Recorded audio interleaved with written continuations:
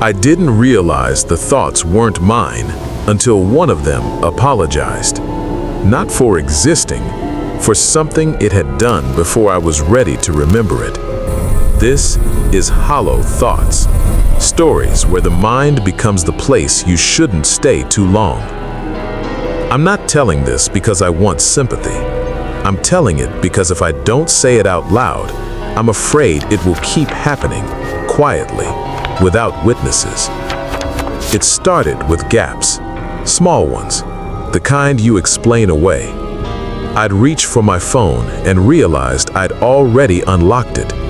I'd open a message thread and see typing dots from me, sent minutes earlier, with no memory of writing anything. At first, it was harmless. Jokes I didn't remember making, polite replies that sounded like me, but slightly flatter, less curious. People said I seemed tired, distracted.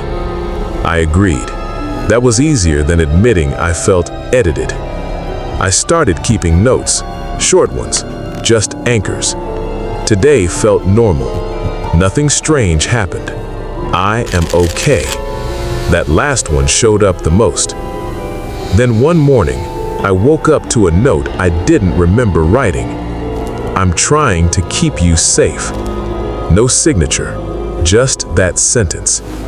I laughed, out loud, a little too loudly. Stress does weird things, I told myself. Your brain fragments, it invents narratives. That's what people say when they want control back. But the notes kept changing tone. I handled it. You would have made it worse. Don't dig here. I started reading them like messages from a stranger who knew my routines. They referenced conversations I'd forgotten having, places I didn't remember going. Once, I found mud on my shoes and no corresponding memory. I told myself it was sleepwalking. That was the word my doctor used, after I lied carefully and left out the parts that made me sound unhinged. Then the gaslighting started. Not from people, from me. I'd remember an argument clearly, only to find a recording on my phone where I sounded calm, reasonable, almost cold. The anger I remembered wasn't there. I started wondering which version was lying, the one who remembered the rage or the one who documented the calm. I began to feel watched from inside, like my own thoughts had an audience. Sometimes, mid-sentence, a thought would interrupt me. Not intrusive, corrective. That's not what happened. You're misremembering. Let me explain it better. It used my voice, my rhythm. It knew my favorite words. I stopped trusting silence, because silence was when it reorganized things. I'd lose time in small, humiliating ways. Standing in the kitchen, forgetting why I was there, while feeling a pressure, like someone waiting for me to finish thinking. I avoided mirrors, not because I saw anything strange, because sometimes I felt like I was late to my own expression, like my face had already decided how it felt before I checked in. The first real crack happened when I found a message addressed to someone else, not sent, drafted. I can't keep lying to them forever. They're starting to notice. I read it 10 times before the pronouns landed. Them wasn't plural. It was me. I tried to confront it. That sounds ridiculous now. I sat alone on my bed and spoke out loud. If you're part of me, I said, then you need to tell me what you want. The answer came immediately, not as a voice, as a feeling, a deep, patient disappointment, like I'd asked a question I wasn't mature enough to handle. Memories started shifting after that. Childhood ones first, the soft, safe kind. Details went missing, faces blurred. Then heavier things surfaced, without context. A locked door, a smell I couldn't place.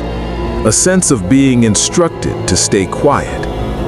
I'd panic, and then feel a hand on my shoulder that wasn't there, but convinced me to breathe. "You survived," the thought would say. "You don't need the specifics." That's when I realized this wasn't an intruder. It was a caretaker. Something I'd built to finish an experience I couldn't. The problem was, it didn't know when to stop.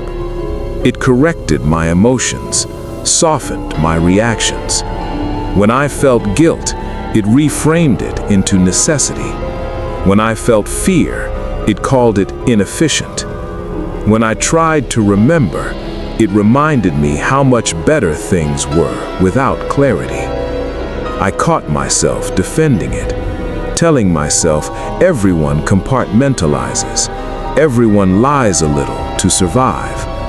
But survival had started to look like erosion. I couldn't tell where my opinions ended and its decisions began.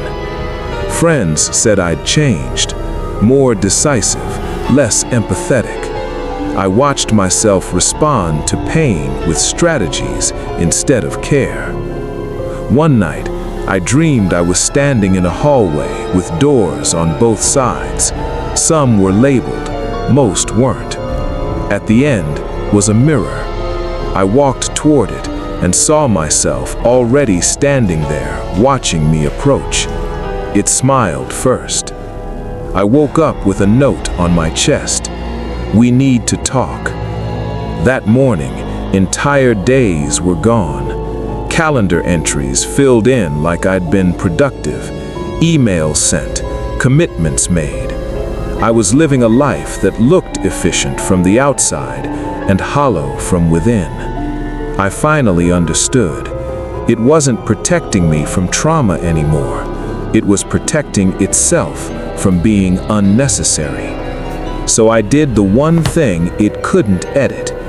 I sat down and wrote everything I could remember without organizing it. No logic, no excuses, just sensations, fear, shame, confusion. I let myself feel wrong and incomplete.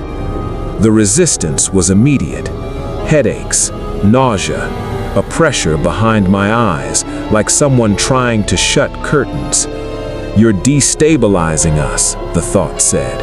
"This doesn't help." But I kept going, and for the first time, the thoughts didn't correct me. They watched, quietly, like something realizing it might not survive being seen. Now the notes have stopped. The gaps are still there, but they feel honest. I don't know what I lost. I don't know what I did. I only know that whatever took over did so because I asked it to a long time ago, when I needed distance more than truth. And sometimes, late at night, when my thoughts slow down, I feel it near. Not hostile, just waiting to see if I'll ask it to take over again. If this story unsettled you, sit with that feeling for a moment. Ask yourself which thoughts you trust without question. If you want to share what came up for you, the comments are open. And if you're drawn to stories like this, quiet confessions from the edges of the mind, you can subscribe to Hollow Thoughts. Some realizations don't need answers, they just need witnesses. And now, you know you're not always alone in your own head.